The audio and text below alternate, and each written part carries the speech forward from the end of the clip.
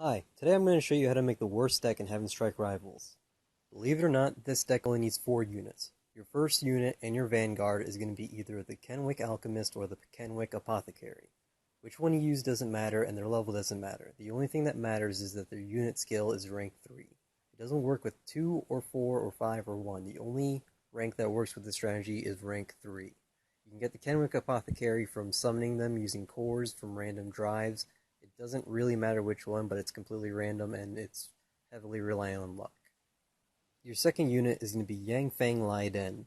He has to be level 25 and have a unit skill of rank 5. You can get him from the previously passed Final Fantasy IV collaboration event quest. It's already passed, but if it comes back in the future, just know to look out for it. This and the Kenwick Apothecary / Alchemist are going to be the 2 core components of this deck.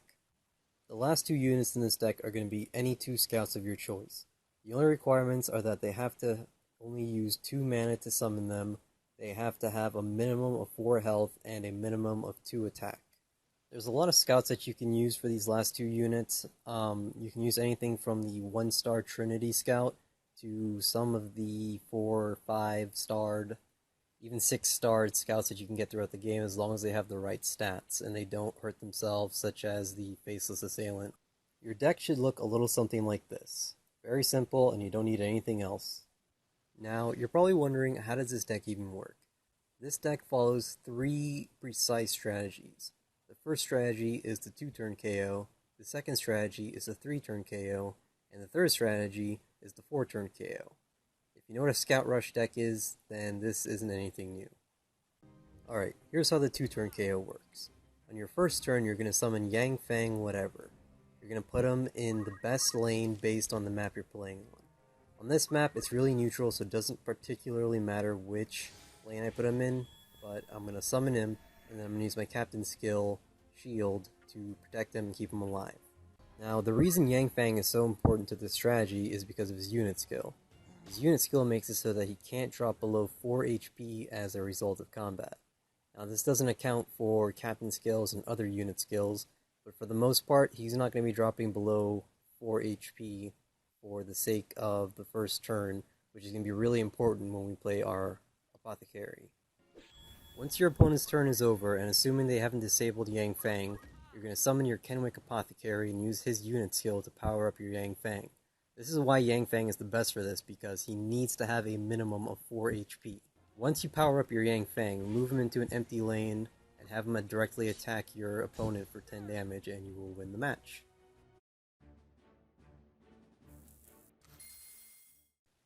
Now, there are 2 main ways to counter this. The first way to counter this is to completely kill Yang Fang. If he's dead, he can't really do anything. Now, there aren't very many units that only cost 2 mana that can do this, but there are units that can do this, so you just kind of have to hope that you're not going to get unlucky. The second way to counter this strategy is to disable Yang Fang. Now, there's multiple ways to do this. The easiest way is to get a defender and have him attack Yang Fang, and then he'll be taunted and you won't be able to change lanes to directly attack your opponent. There's other ways, such as immobilizing Yang Fang, stunning Yang Fang, or reducing his attack to 0, so that he can't effectively reduce his opponent's HP to 0 on the second turn. Now, another really big part of the strategy is that it's based on you going first. You getting the first turn and throwing out your Yang Fang first is the main part of the strategy. Now, if you get the second turn, that doesn't mean that you can't pull it off, but it's going to be a lot harder to do so. So, let's say the 2-turn strategy didn't work for you. Your next option is going to be to try using the 3-turn strategy. This strategy works 2 ways. The first way is assuming that Yang Fang is still alive. Even if he's taunted, stunned, or immobilized, this can work as long as he's alive. What you're going to want to do is to send out your next scout of choice and put him in the same lane as Yang Fang so that he runs and sits right behind him. What you're going to do is use your original Yang Fang as a shield, essentially, to keep your second scout alive until your next turn. Once your opponent's turn is over, assuming your second scout is still alive, you're going to move that scout into an available lane, summon your Kenwick Apothecary as normal, power up your second scout, and then use them to directly attack your opponent and win the game again, as usual. Now, the second variant of the 3-turn KO is assuming that your Yang Fang is dead. What you're going to do is take your 2 remaining scouts and throw them in opposite lanes. The best way to do this is to send your original Yang Fang in the middle lane, and then after he dies, you send your other 2 scouts into the top and bottom lanes. That way they're separated and they wouldn't be hurt by adjacent effects such as mage attacks. Now, more than likely, when it comes to your opponent's turn, they're only going to have 2 mana. So, as long as the first unit that they summoned and the next unit they summon, assuming that they can summon a unit, don't kill both of your scouts, then you have 1 scout who will live, and then you can use your apothecary strategy as usual and win the game.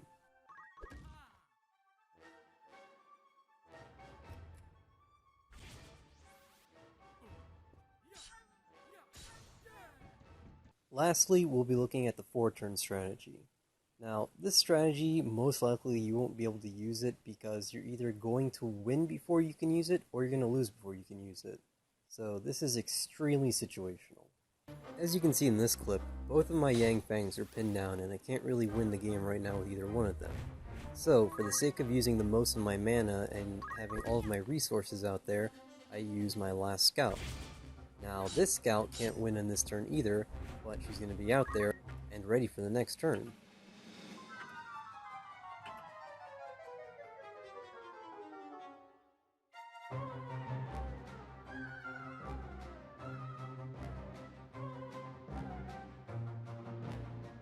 My opponent had to use all of their resources just to kill my scouts, but they couldn't kill my last Yang Fang.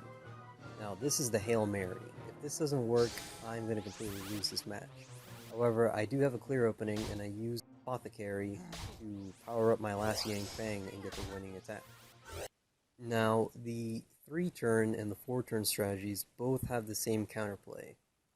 Aside from having really strong units that can just destroy both of your scouts or whatever, the biggest counter is going to be units with very strong unit skills. There are some units that have the unit skills that can just completely shut down this deck, and you are going to lose horribly.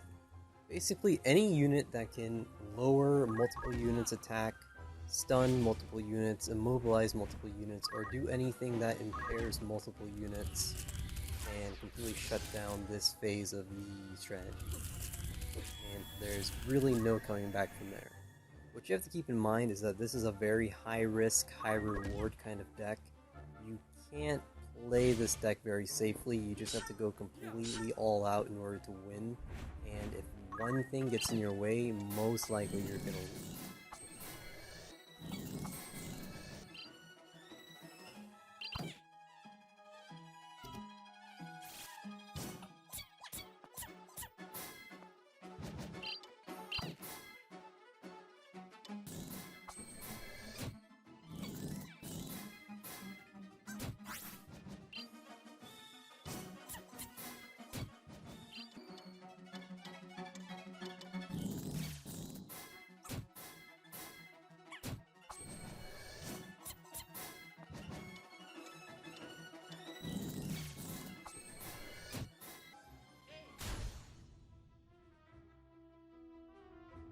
So, now that you know how this deck works, you can go, build it yourself, and try it out, and win a lot of PvP games.